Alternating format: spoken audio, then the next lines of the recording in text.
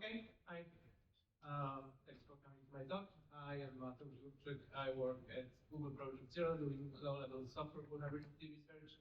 And today I will be talking about the Windows Registry, which is my latest research target. Basically walking through some of the bugs that I found, the case studies, showing some interesting demos, I hope, and also just in general reflecting on the scale of bugs and how some of them are much easier to find than others. So let's get started. Peeling back the Windows registry layers, bug hunters expedition. Yeah. So the registry, you have hives, keys, and values basically. So you have the keys that you open and operate on, and you have the values which actually store the data that the applications wants to put the data in that they wanted to save and read from the registry. Windows comes with some built-in tools for management. So you have the graphical user interface tool called regedit, and also you have the regular exit for operating on the registry from the command line. If you're a software developer, there is like a quite extensive documentation for the registry API of all of the functions that you can use as a developer. So that's quite useful also for us to learn more about the registry, at least as a starting point. And what is most important from a security perspective is that the registry is implemented mostly in the Windows kernel. So most of it is local attack surface that we can start to look for local privilegeless escalation bugs. And this is what I've been doing for the last couple of months. So a bit of history of the registry. It was introduced a long time ago in 1992 in Windows 3.1, basically to replace any configuration files. Current code and design that we have right now in Windows 11 is basically rooted in Windows NT 3.1 and Windows NT 4.0. So it's also basically already 30 years of the existence of the registry as we know it now, more or less.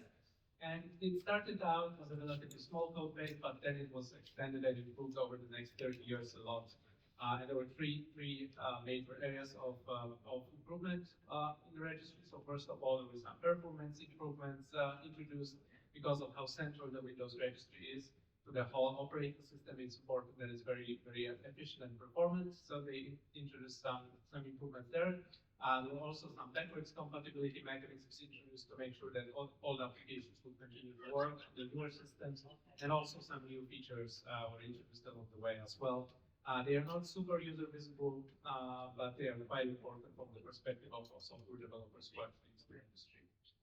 So this is a screenshot from the registry editor of and how it looked in Windows NT 4.0 30 years ago.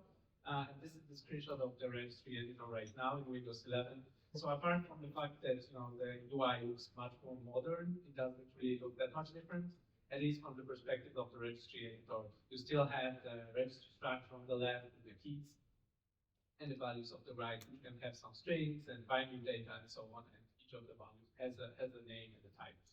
But when you actually look at the number of lines of code responsible for handling the registry, it has really grown considerably throughout the years. So it started as around 10,000 lines of code.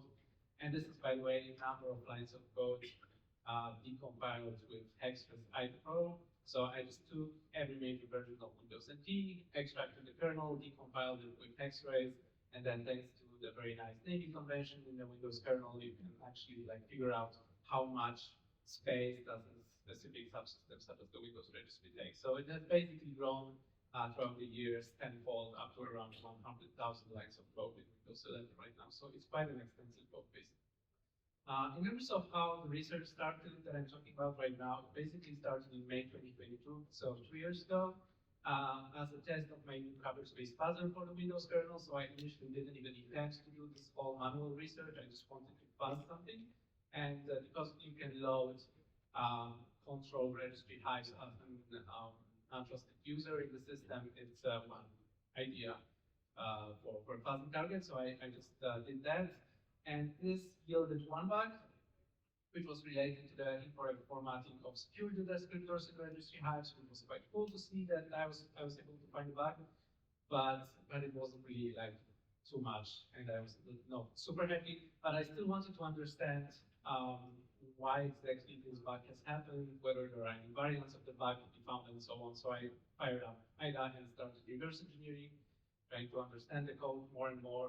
And as I was exploring the code, I realized two things. First of all, that the registries were really not that well suited for fuzzing, and second of all, then it's probably a very interesting target for manual analysis because of how complex it is and how many interesting places in the registry there are. So I got so hooked up that I basically started to think that maybe I could manually audit most of or all of the code and try to find bugs.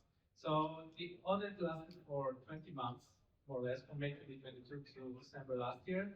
And throughout this time, I managed to find quite a few bugs. So I filed 39 issues in the Project Zero bug tracker under the 90-day deadline. There were also some bugs that had low or unclear severity. So they didn't really qualify for the Project Zero bug tracker, but I still wanted Microsoft to know about them and possibly fix them, or at least get their opinion on it. So I filed them or reported them to Microsoft outside the tracker. And combined, all of these bugs have led to Microsoft assigning a rough number of 50 CVEs across 50 monthly bulletins. So quite a few bugs have been found in the registry. And the reason why this is the case, I think, is shown in the slide here. Basically, in the registry, you have a huge combination of different things that can go wrong. Because first of all, you have the loading of untrusted hives, and there is some binary file parsing involved and stuff like that. So you can have typical file parsing bugs there. It's in the kernel, so you have standard kernel problems like interacting with user mode memory, object management, and stuff like that. There's also a lot of logic implemented in the registry, so it's responsible for doing its own security access checks and stuff like that when you actually open a key and try to operate on it. So there is also opportunity for logic bugs. And finally, you can also find object lifetime bugs there. So there's really a huge number of different areas that the Windows registry developers have to be careful about. Something can go wrong there. So I just wanted to say that all of the bugs that I have filed are restricted right now in the Project Zero bug tracker. So if you actually want to read about any of them and play around with the proof of concepts, all of this is available in the tracker. So you can just go to the list of bugs and actually check any of them out. And similarly, I also made available the 20 reports outside of the Project Zero bug tracker as well. It's on the Project Zero GitHub page. So all of this research is public, or at least all of the findings that I had. So lessons learned in general. Well, software continues to have bugs. This is a very groundbreaking realization, I guess. But when I started thinking about what general lessons could be taken from this research, I realized that one interesting thing about it is the fact that it very clearly shows that different bugs lie at different points on the code understanding scale. Because as I was working through this attack surface, I have been basically able to find bugs in quite a uniform way throughout the 20 months that I have been working on it, from very simple bugs that I was able to find in a few days of looking at the registry, to bugs that I would only be able to find after a year of having an understanding of the whole code base. So I wanted to share this with you today. And so, yeah, the title of the talk is related to basically peeling back the layers of an onion, which is similar to doing security research. And I don't necessarily mean that it's making you cry, but it's also the case sometimes. But anyway, so yeah, the onion, you will be seeing a lot of it today. So I just wanted to show you a taxonomy or a taxonomy of bugs. Basically, drawing a parallel between, like, with the outermost layer being the bugs that you are able to find the easiest and the soonest after starting your research, and as you continue peeling the layers of the onion, you can reach deeper and deeper, more interesting bugs. And so I decided to create basically 10 different types of bugs, starting with fuzzable and greppable bugs, which are the most trivial to find. And I don't necessarily even mean that they are the easiest to find, but that you have to have the least knowledge about the targets to find, up to cross-feature bugs and logic bugs. So for each of these classes of bugs, I wanted to show you a small case study from the Windows registry, starting with the fuzzable bugs. So the fuzzable bugs are, as you probably know, the bugs that you have to have virtually zero knowledge about the target. You actually don't have to know anything about how it works internally. You just have to know how to possibly build it, how to run it, plus input data to it, and possibly how to notice whether it has crashed or not. So this is the only thing that you have to know.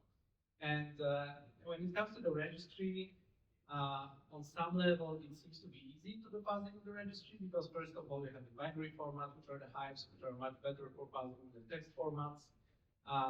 Input samples are kind of readily available in Windows because the default installation of Windows comes with some hives, such as the user hives or the default system hives and so on. So you can just take them and build an initial corpus of data. Simple harness is also easy to write because you can just take them to documented API calls for loading and unloading a hive, and that's it. And for bug detection, you can just be trying to catch the string of deaths or unexpected repeats, and you should be good.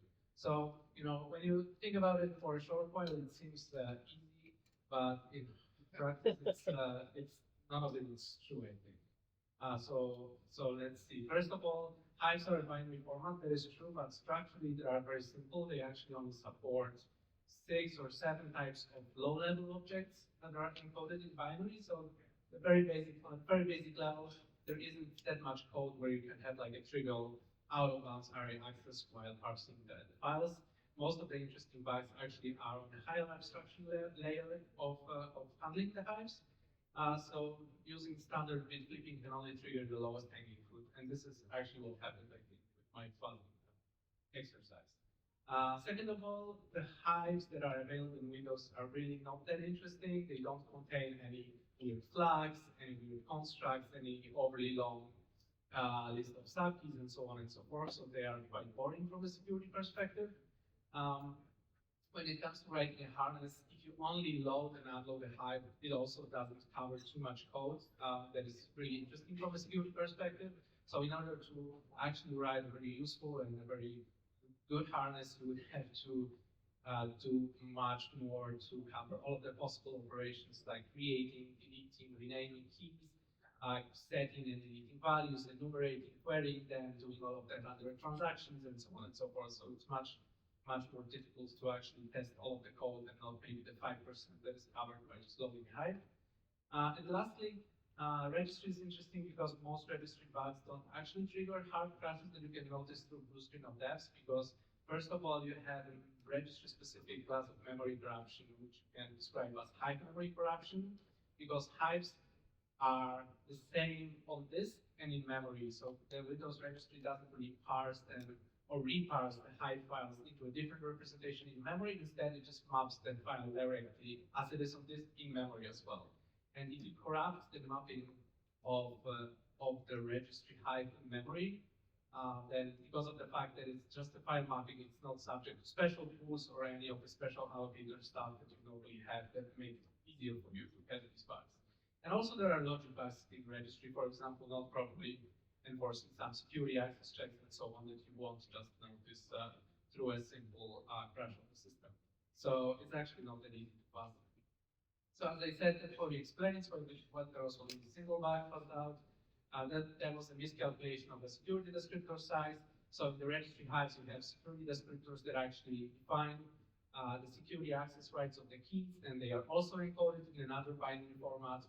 So the binary format of the security descriptors is kind of okay for doing binary fuzzing, which is probably why this bug was found. It was a very nice trivial leak of out-of-bounds kernel pool data into the hive file. So it was a full bug in the end. And the interesting fact is that even though it was just a single bug that I found by fuzzing, I probably wouldn't have found it manually as well. So just using different techniques to find bugs can be interesting, even though you can see some of them as superior to others. Sometimes the set of bugs that they can find are mutually exclusive, so it's also good to remember that. And it's probably also the reason why the other 49 bugs that I've found manually have survived for so long and were not discovered, for example, by someone internally at Microsoft. So yeah, then we have the greppable bugs. So here it gets a little bit more difficult because maybe you don't have to really understand too much about the code, but you at least have to open up the source code or load it in IDA and at least get a basic understanding of what's going on. So there are different things that we can grab for the code. Some of them are like strong indicators of bugs. Some of them are just starting points where something can possibly go wrong, but you still have to investigate more. So you have general patterns such as operating buffers, post-mem copy and stuff like that, performing dynamic allocations, doing integer arithmetic, which is especially interesting if it's performed next to allocations to calculate the size of the buffer, for example, or if it's on a 16-bit type, etc. And then we also have kernel-specific things like pointer coding, calls to the special functions, and symbols that are related to checking whether a pointer resides in user mode or not. And there are also some registry-specific stuff as well. So registry has its own memory allocator. You can also investigate all of the calls to this allocator to see if there are any problems around the code. And similarly, operating key handles. When there's a system call that operates on a key, you can see exactly how it's used and how it's referenced by investigating cross references to the key object type, the Windows kernel. One example from my research is related to long strings in the registry, because under certain circumstances, by using some tricks, it is possible for registry paths to be longer than 64 kilobytes. And at the same time, the Windows kernel internally stores strings, including registry paths, in a special structure called Unicode string, which is interesting because both the length and maximum length fields in there are 16 bits, even on 64-bit fields of the system. So this potentially introduces the potential for some integer overflows and buffer overflows. So I manually, if we find a place in the Windows kernel where there is a manual calculation of the Unicode buffer size, this can potentially indicate in secure code if there are no integer overflow checks. And at the same time, if you load the kernel in IDA and you see, or in some other disassembler for the method, and it's trivial to grab for 16-bit arithmetic in assembly by just, for example, looking for add and sub instructions referencing that 16-bit register as the first operand. So I did that at some point in my research, and I was able to grab out 4 vulnerabilities, which are really easy to find for some reason. They are all related to paths, and they are all calls to the X allocate full with that functions, where like a few instructions before it, there is some kind of integer arithmetic involving 16-bit integers. So it's quite fascinating on some level that it's so easy to find these bugs. Of course, there are some tricks involved to actually treat these long paths. They are not super trivial to construct, but still, those are bugs where you don't actually have to know almost anything about the registry. So then a little bit harder again are the obvious local bugs. So disclaimer, obvious depends on your perspective. Sometimes it's only obvious once you spend many hours actually reverse engineering the code if you're operating on closed source code, as is this case. So these are basically the bugs where you can read the code line by line or instruction by instruction and think about specific line in isolation and not think about any wider context, and can just ask yourself the question, is this line of code correct or not? Is it doing the right thing or not? And so typical classes of this bug, for example, would be evident out of bounds array accesses, calculating incorrect allocation size, returning the incorrect return value. So, for example, the function is supposed to return a boolean, but you are actually returning 0, assuming this is indicating success and no fail or something like that. Or incorrect reference counting, where you have, I don't know, like 2 dereferences of an object where it's obvious that you just should have 1 or something like that. And the obvious local bugs were the most frequent bug classes in my research. So 13 out of the 50 were actually obvious local bugs where you just read the code and immediately kind of notice that something is wrong with it. So an example here, this was the first bug actually that I found in this research. This is a function called CMP check and fix security cells recount. So it's quite self-descriptive.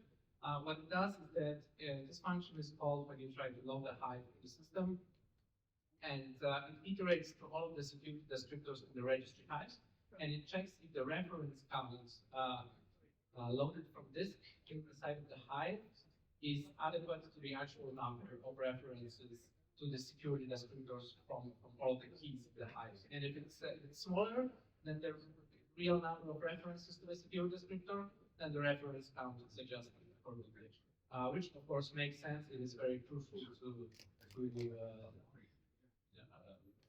memory state of the registry.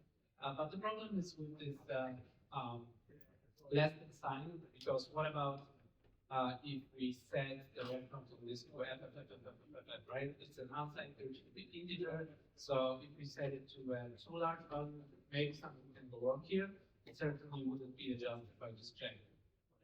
So as you can imagine, the Windows registry actually didn't have any integer overflow protection when implementing the reference counter. So this specific bug actually did lead to a reference integer overflow, and the result in security descriptor user appropriate the hive model.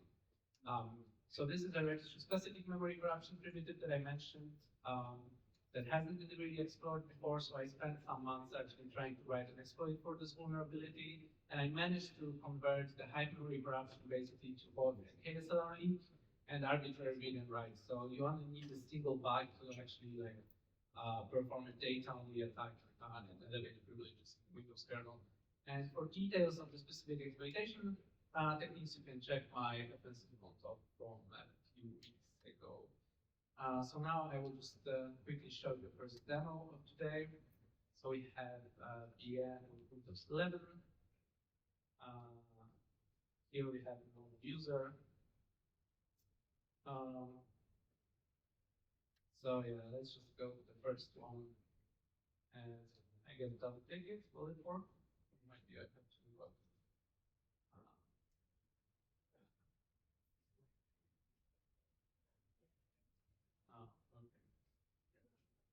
Okay. Yeah. Okay. So the first exploit is very good.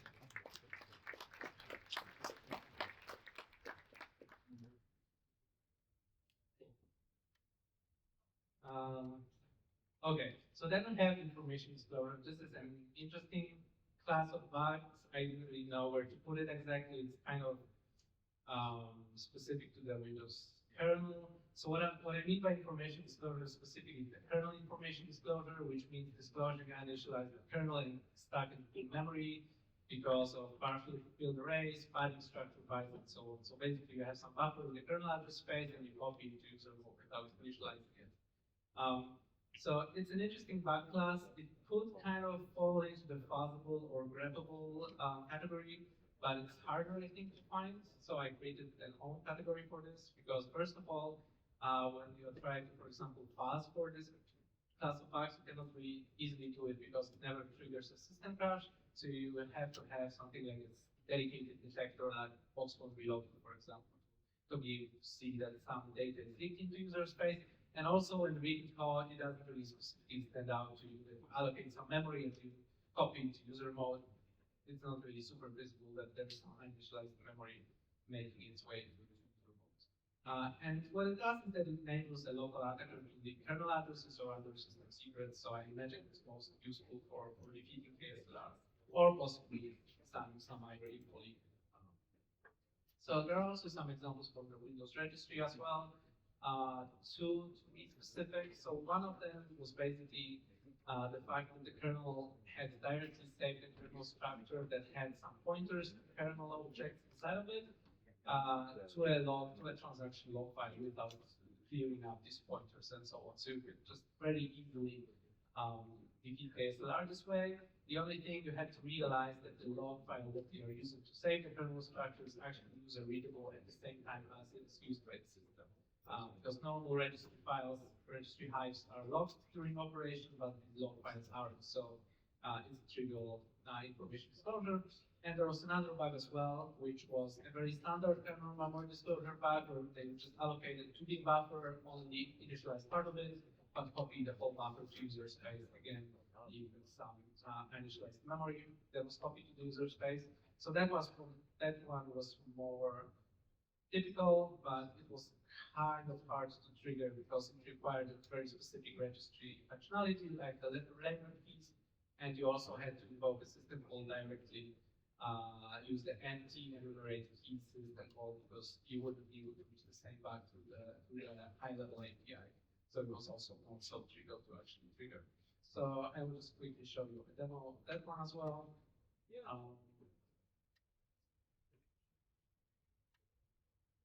Yeah.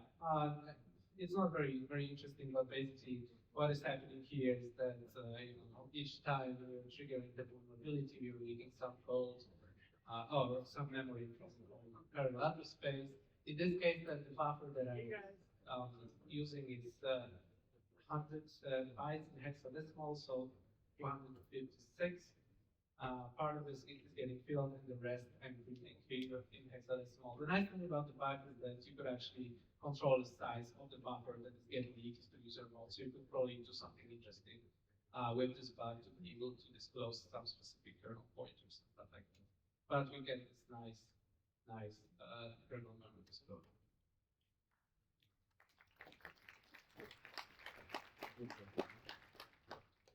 Okay, so then the next class of a little bit more hard bugs to find are the local bugs of omission. So basically these bugs, what I mean by that is that they are also local in scope and you don't have to have too much context to find them. But at the same time, they are about something missing in the code instead of something being wrong with the code that exists. So it requires quite a different mindset to actually identify, because you have to focus on something different, not only analyzing what you see, but actually creating a mental model of what the function ideally should be doing in every code path, and checking whether this is actually taking place in the code that exists. So some good candidates for bugs like this are missing bounds or correctness checks of some structure fields, where there's a function that is supposed to verify a whole structure with many different members. Maybe there's a missing check of some of the fields and you have to manually find it. It is possible that there's a missing handling of a specific object type in a generic function. There may be a missing return value check if a function is called and the assumption is that it can never fail, but it actually can. And a very common root cause of bugs is also that there's some missing state unwinding in some error code paths, because as you probably know, error code paths are usually not that well tested. So an example from the registry is shown here. So we have a function called CMD cleanup lightweight UOW data, which was doing some cleanup of some transaction related structures. And what was missing here is that in the handling of the operation related to security descriptors on a key transactionally, during the teardown of the object describing this operation, it was necessary to actually dereference the security descriptor that was allocated temporarily. And this call to CMP, the reference security node, was missing initially in the code. It was added as a fix. And it turned out that, it's a very simple missing call that doesn't really have that big consequences from a functionality perspective, but it's actually quite security critical that it's there. So this is an interesting example because, the worst that it can lead under normal circumstances is that it's just memory leak, and most cases not even that. So it's virtually impossible to find without actually very carefully thinking about the function and what it should be doing in every possible code path. And the outcome is that the missing call leads to a leak of a single reference. The security descriptor ref count is a uint32, and you can trigger it back multiple times. So at the same time, because there used to be no integer overflow protection over the ref counts, you could just, try to implement it 4 billion times and get it to overflow and get the user free. The problem is that the proof of concept on my VM took around 20 hours, so I won't be showing this one today. Yeah. Then we have the cross-function bugs, which are bugs that are rooted in the interactions between two or more functions.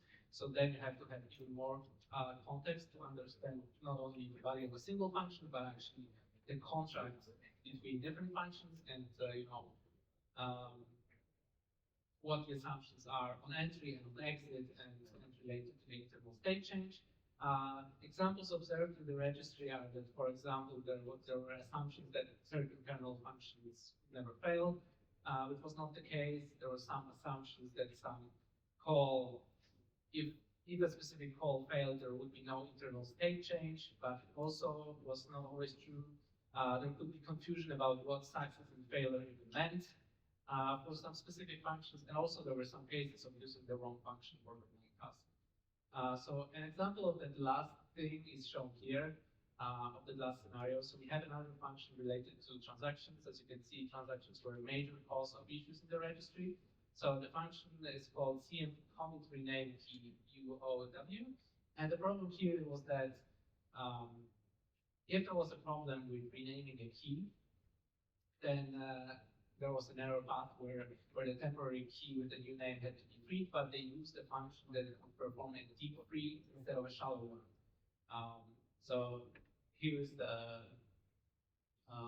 here's an illustration of that. So basically, normally what happens in a successful rename case is that you have a key with the old name, and so it has its own cell, which is a chunk of data in the registry hives, and it also has a bunch of cells dependent on this key node, such as the class, the queue, descriptor, list of values, and so on. So what happens normally in the successful case is that you have the old key, you allocate a shallow copy of the same key with the new name, and then if everything goes right, you just free the old key, and the new key just inherits all of the cells of that key. In the correct behavior of a failed rename, what would happen is that you have the old key, then you allocate the new key, but if something goes wrong in the meantime, then you just free the new key cell, but you don't touch any of the other structures. And the buggy implementation that was found in the registry was that you had the old key, you would allocate the new key, and when you would try to free the new key, you would not only free the key node itself, but also all of the other structures that were still being pointed to by the old key. So a very simple misunderstanding of what the function does led to a pretty bad use of the free condition of basically multiple structures that were referenced by the old key.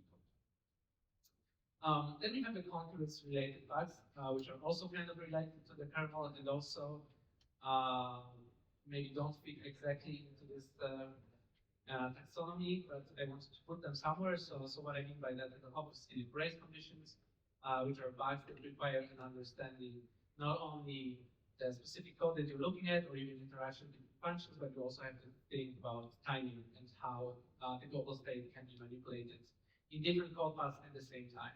And here, the general problem types are, well, some of them that I was able to come up with is, first of all, obviously missing synchronization of access to specific resources, bad synchronization when you try to actually do synchronization, but you mess up and use shared versus exclusive access type.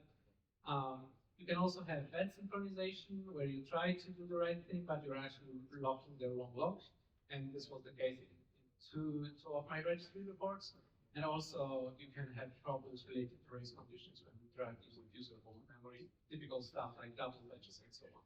And there was also one registry problem related to that. So here you can see a screenshot of a report related to user mode pointers and how they are used in registry callbacks, which is a feature in Windows which allows antivirus and EDR developers to get called when there is a registry operation, so they don't have to hook into the system call interface directly. And so here is a very simple visualization of how the callbacks work. So you have a client mode, a user mode client program that performs some kind of registry operation. So it calls into kernel mode, and before the actual operation, there is a pre-type callback being issued to all of the drivers that have registered the callback. Then they have a chance to actually say that the operation has been implemented, and they can prevent the actual operation from happening, or they can emulate the operation in some way, and possibly return to the client program, or they can allow the operation to go ahead. The operation is performed, and then you can also get post-type callbacks where the driver gets information about the operation that has been performed and the output of the operation. So of course, it gets very interesting because a lot of data gets processed in the registry. You have syscalls that take a lot of input data and also syscalls that output data, for example, query values and stuff like that. And in all of those cases, there are kernel and user mode pointers involved at the same time. So it gets really tricky to correctly convey and kind of communicate to the developers of the registry callbacks, third party, but also Microsoft, which of the pointers in the input structures in the callbacks are pointing to user mode or kernel mode. So this is kind of documented in the Microsoft documentation here in this table that you can see. It depends. What's also making all of this harder is that it depends on the specific version of Windows, which behaviors enforce. But basically, I found two problems with this. First of all, the documentation lied. And so in one case, or in two cases, they said that the buffer pointer would point to kernel space, but it was actually pointing to user space. So you could just have double fetches in the code because the developers would trust the documentation. And also, there was another problem related to the fact that on output, the pointers always point to user mode memory. And this is well documented, and developers should expect it, but it's so unintuitive that even the developers of Windows kernel itself will also use callbacks to implement certain functionality in the registry, even they were not aware of this fact and actually assumed that that data under these pointers would never change and relied on the consistency, whereas they could be changed by some corporate threads. Okay, so we're getting to the interesting types of bugs. We have the object lifetime bugs now that are even more hard. So they require an understanding of how objects are created, managed, and destroyed in time. So this is something that you know, for example, from JavaScript engines and stuff like that. It usually leads to temporal violations, such as use after free. And in the registry especially, it seems easy to think about the lifetime of a key, but when you realize that in one application, you can open a key and keep the handle open until you close it manually. So you have this period of time where you hold the handle to a key. And during this time, there are a number of things that can actually happen, either to the key itself, to some of the other keys that the key that we're thinking about is dependent on, or even the hive itself, right? So the key can be renamed or deleted at the same time by a different thread or a different process. The parent key of the key can be renamed, so the path, the full path of the key changes in the meantime. And also you can just unload a hive of the key in the meantime. And all of this has to be correctly handled in the registry. And of course, it was always the case. So some specific challenges that I wanted to share with you that were particularly interesting during this research for me was, first of all, renaming keys. This is a very interesting operation because normally you only create keys and delete them.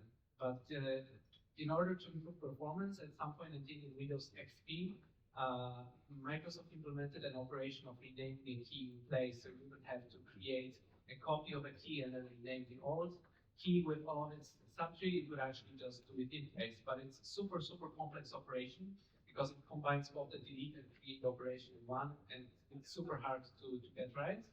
And another challenge is basically uncommitted transactions, because normally when you have an operation in the registry, you just evoke a system call, and before the system call, you have one state, and after the system call, you have the other modified state with the result of the operation that you wanted to perform.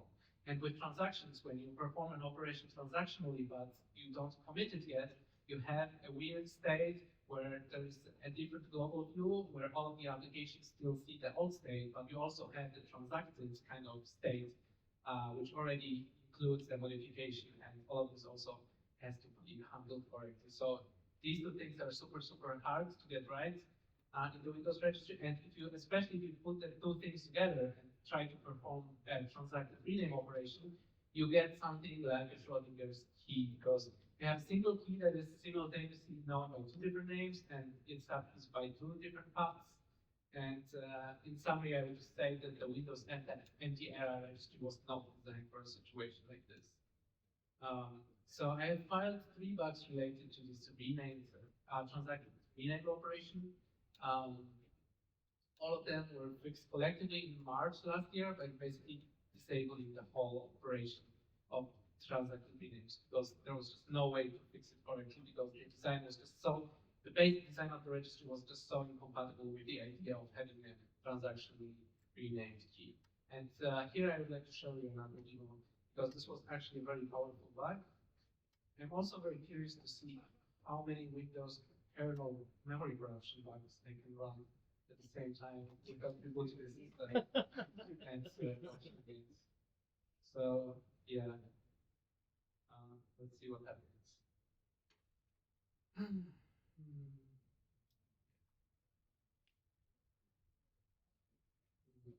think it was something like this.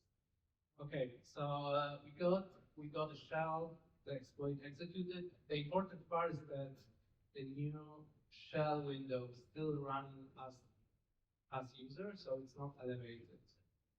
And the cool thing about the demo is that it creates a weird kind of a weird machine in the Windows registry, where you get this exploit key in HK current user. I hope you can see it. And the magical thing about it is that it creates the registry structure in such a way that we have a key with two values. One is called kernel address, and the second one is called kernel data. And what is happening here is that the kernel data value is automatically taking the value from kernel address and showing you the kernel memory from that address here. So right now, the kernel address, the exploited set it to a value that is pointed to the base address of the NTOS kernel. And you can see here in this value that it's actually showing you the headers of that kernel, right? And to show you that it works kind of interactively, we can take, another address, just the address of the eProcess structure, put it in the kernel address, refresh, and the value is changed in the kernel data.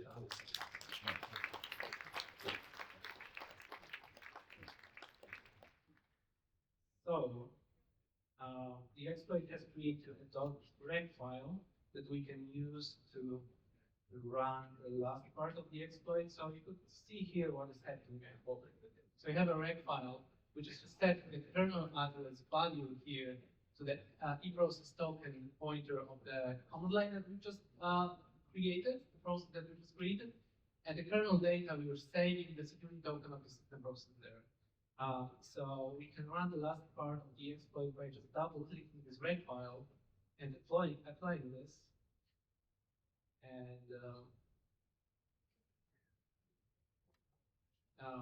And now we're running it.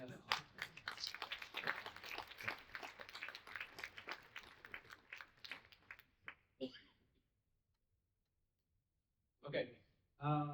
So then we have the cross-feature bugs, which are maybe a little bit more hard to find. So about the cross-feature bugs, basically I want to say that the Windows 93.1 registry, which was the initial implementation of the registry, I really like the design because it was elegant but simple. You could really easily reason about everything that is happening in the registry, and then all of the different mechanisms, or at least most of them that have been introduced by Windows, are basically kind of hacks that were introduced to address some specific problems that needed to be solved. So we had things like predefined keys, symbolic links, virtualization, which is just, like translating access to specific keys to other keys in the registry transparently. I have transactions and not one, but two types of transactions, at least in the past, because they deprecate KPM transactions as well, thankfully. And also you have different hives and layered keys for stuff like local containers in Windows 11 right now. So you have all of these different, very complex features that have been added on top of the initial design of the registry, which is not really very well compatible with it. So the question is, how well do they work together? And I think this pretty much sums it up. Not very well. They don't like each other. I think, obviously, this is a bit of hyperbole, so they are not actively hostile towards each other, but the problem is that they have been just implemented in isolation, and I don't think the developers of any of these features have actually been thinking much about the corner case introduced by all of the other features that were introduced or developed at the same time, or maybe at a later time. So there are some corner cases that when you try to combine two or more of these features together, they start to trip over each other's corner cases. And there have been different examples. So for example, there were some features that tried to re-implement some standard operation without porting all of the checks from the canonical one. You could try accessing some weird keys / key placeholders indirectly, where you wouldn't normally be able to do it directly through the standard channels. And another option is that it is possible to forget to opt out specific options which are opt-in by default, such as, for example, traversing symbolic links in the registry.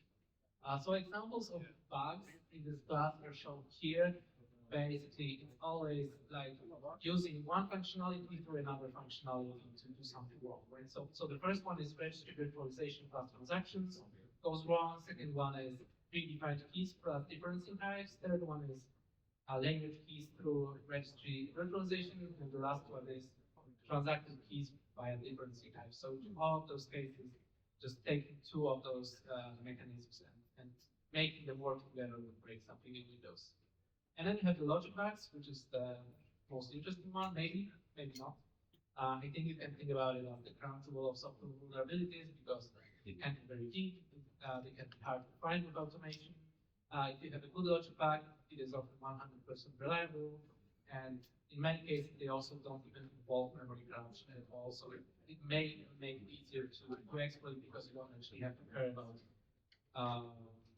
bypassing all of the modern exploitations.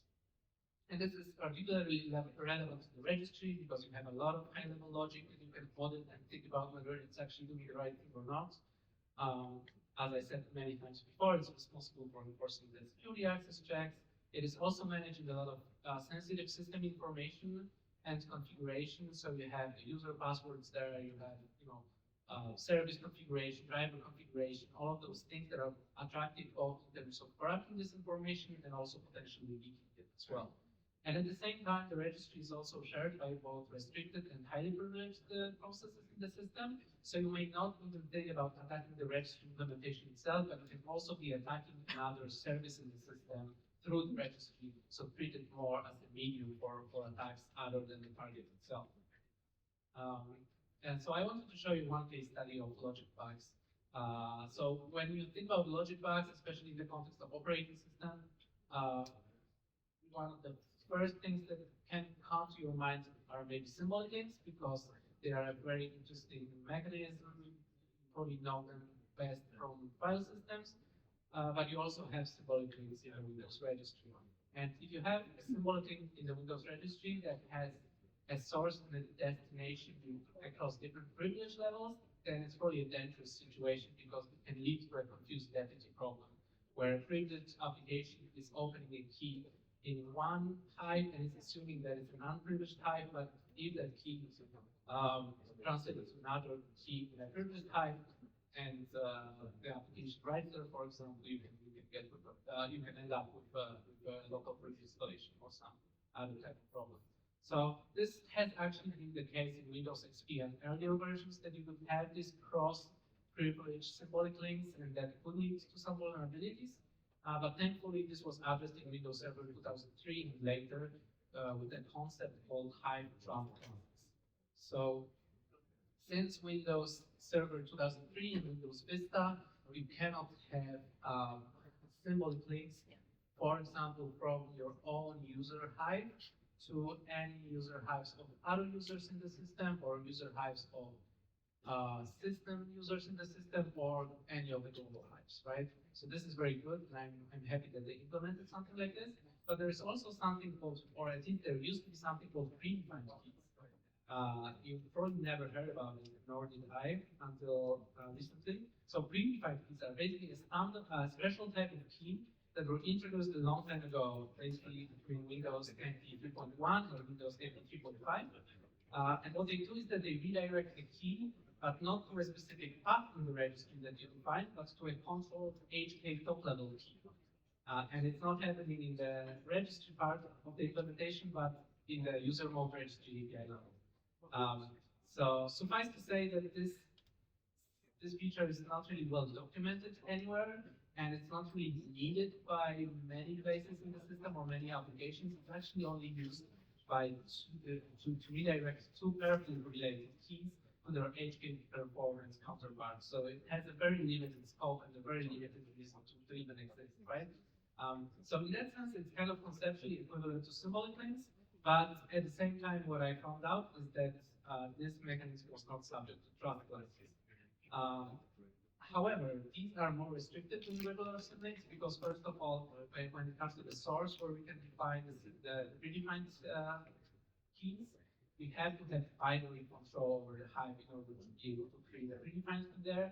So we cannot just create predefined keys using the registry API. We actually have to craft the registry hive in binary on disk and then have it loaded.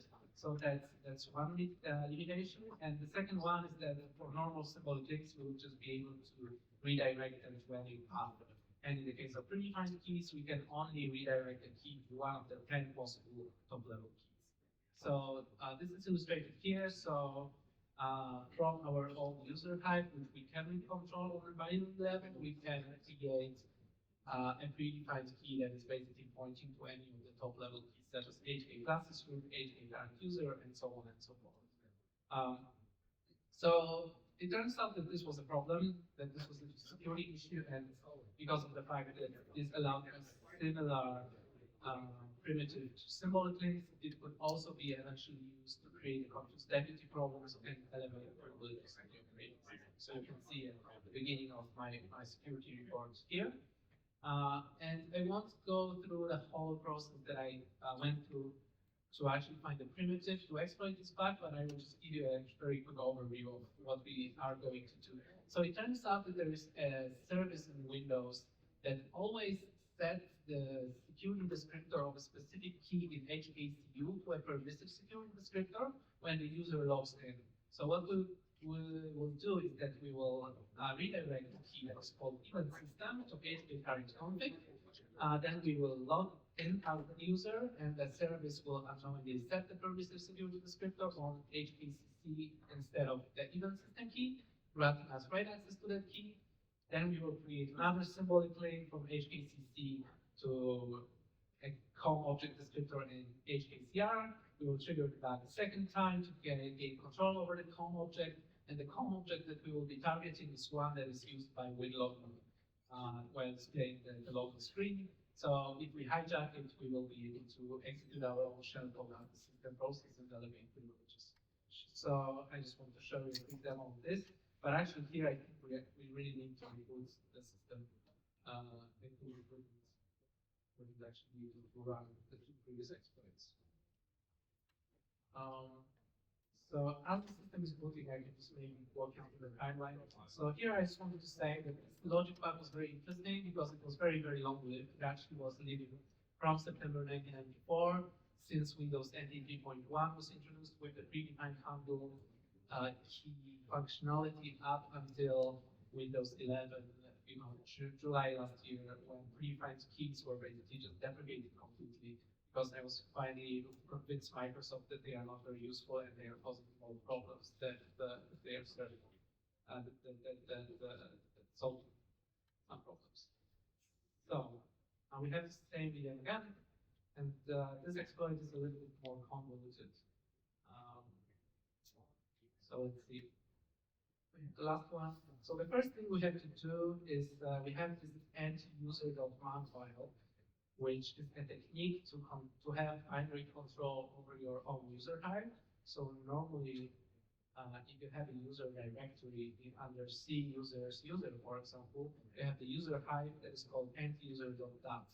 But you also have a special hive called end-user.man, which normally doesn't exist. But if it exists, then the user profile service will give it preference and will load this one. So what we will do is that we will just plant this end-user.man file here, and we will sign out.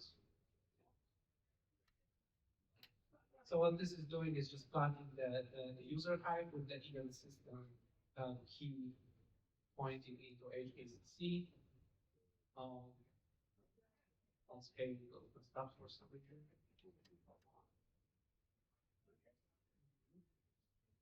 Okay. Then we have the first stage. If we consider the previous one, the stage 0, how do I open it? Okay, maybe like this. So here, what I'm doing is that I'm just calling or invoking my own custom program that is creating a symbolic link from the HKCC, which is this one, into the HKCR, defining the COM object that we want to hijack. So I will just run this, and then I will sign out again. Doesn't why not?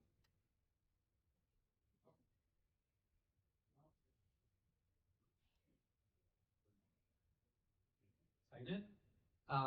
Now the vulnerability got triggered a second time, and a permissive security descriptor was set on the COM object descriptor in HKCR.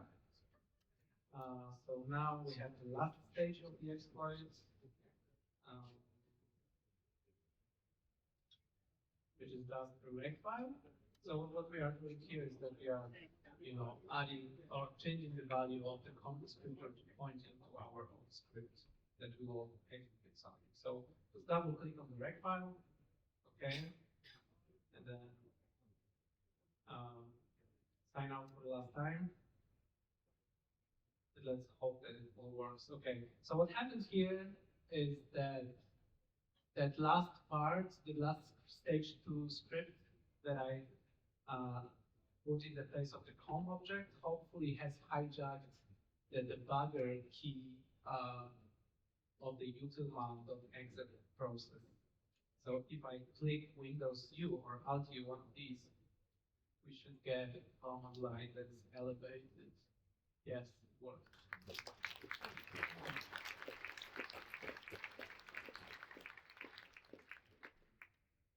So in summary of the predefined keys, basically, it's quite interesting because predefined keys, when I first saw it in the undocumented documentation of the registry hive format, I had no idea what it was. There was no mention of it on the internet. It has lived completely undocumented for the last 30 years. I think it very well demonstrates the strength of the logic box because it was virtually unfuzzable due to how it works, to the fact that it's a logic box. So you couldn't possibly cause any kind of crash that you would be able to observe, and it also breaks high-level security guarantees in the system. At the same time, even if you realize that predefined keys are basically like symbolic links but with more limitations, and it still requires comprehensive knowledge of the target to actually be able to exploit this. First of all, you have to realize that you can have binary control over HKC through the end-user.command file, and then you also have to, as I did, like use process monitor to move through all of the references from system services to HKC of a user that is logged in, for example, and to find the right primitive to see that like subsystem service is setting a permissive security descriptor on the key, and we can use it to exploit this bug. So it was quite a journey to actually get this exploit to work.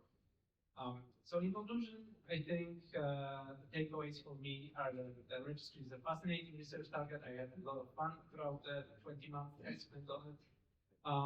If you're a researcher, then I think it shows quite well that persistent analysis pays off, and you can do fuzzing, and it's often quite fruitful, depending on the target. Maybe it finds all of the bugs, especially if it's like a low-level file, parsing service or something like that. But in many cases, such as the registry, it was only scratching the surface. And for some targets, the real bugs actually come from deep understanding of the software. And if you're a vendor, I think it really shows, especially the predefined key stuff, that some features really shouldn't live forever, especially if there's no good reason for them to live, because they only increase the attack surface. So yeah, legacy code is a security hazard and should be periodically re-evaluated. And attack surface reduction, world-based mitigation have an outside impact on security. So I was happy with the fact that, for example, Microsoft has actually deprecated a few things like the KTM transactions or the predefined keys, stuff like that they didn't really need as a result of my research, and I hope that some more mitigations will be introduced as well in the registry in the future to harden it against some of the exploits that I have just shown. So with that, thank you for coming to my talk, and I'm happy to answer any questions.